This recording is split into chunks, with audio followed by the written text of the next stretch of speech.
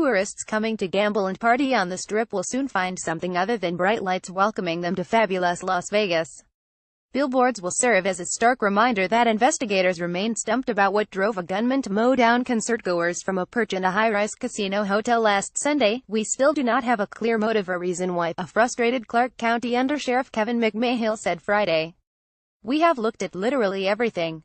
Investigators have chased 1,000 leads and examined Stephen Paddock's politics, his finances, any possible radicalization and his social behavior, typical investigative avenues that have helped uncover the motive in past shootings. We have been down each and every one of these paths, McMahill said. We all want answers. The FBI announced that billboards would go up around the city asking anyone with information to dial 800-CALL-FBI. If you know something, say something, said Aaron Rouse, agent in charge of the Las Vegas FBI office. We will not stop until we have the truth.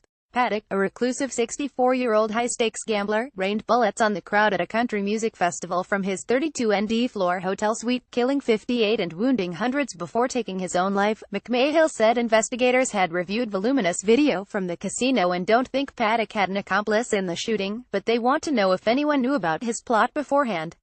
In their effort to find any hint of his motive, investigators were looking into whether he was with a prostitute days before the shooting, were scrutinizing cruises he took and were trying to make sense of a cryptic note with numbers jotted on it found in his hotel room, a federal official said.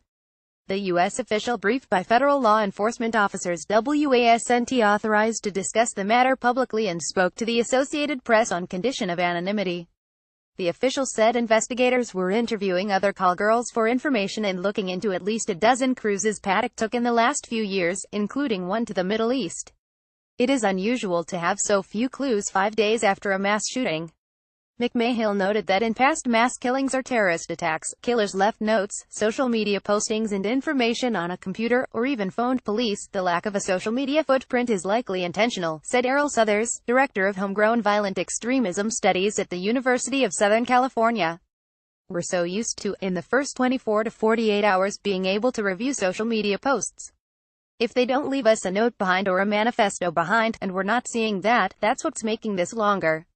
What officers have found is that Paddock planned his attack meticulously. He requested an upper-floor room overlooking the festival, stockpiled 23 guns, a dozen of them modified to fire continuously like an automatic weapon, and set up cameras inside and outside his room to watch for approaching officers. In a possible sign he was contemplating massacres at other sites, he also booked rooms overlooking Lollapalooza in Chicago in August and the Life is Beautiful show near the Vegas Strip in late September, according to authorities reconstructing his movements leading up to the deadliest mass shooting in modern U.S. history.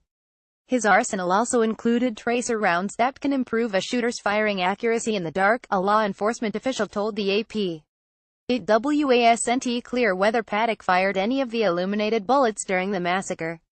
Paddock bought 1,000 rounds of the .308 caliber and .223 caliber tracer ammunition from a private buyer he met at a Phoenix gun show, a law enforcement official not authorized to comment on the investigation said on condition of anonymity. Tracer rounds illuminate their path so a gunman can home in on targets at night. But they can also give away the shooter's position. Video shot of the pandemonium that erupted when Paddock started strafing the festival showed a muzzle flash from his room at the Mandalay Bay Resort, but bullets weren't visible in the night sky.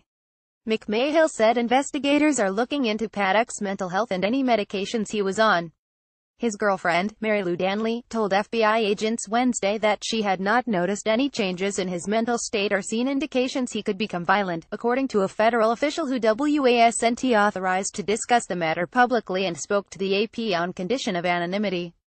Danley said she was unaware of any plans Paddock had when he sent her overseas to see family in her native Philippines.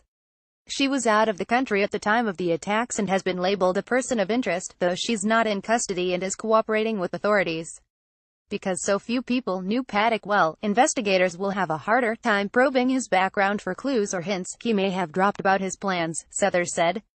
There's no one to say who's he mad at, what his motive is, Southers said. The key to this case right now is the girlfriend.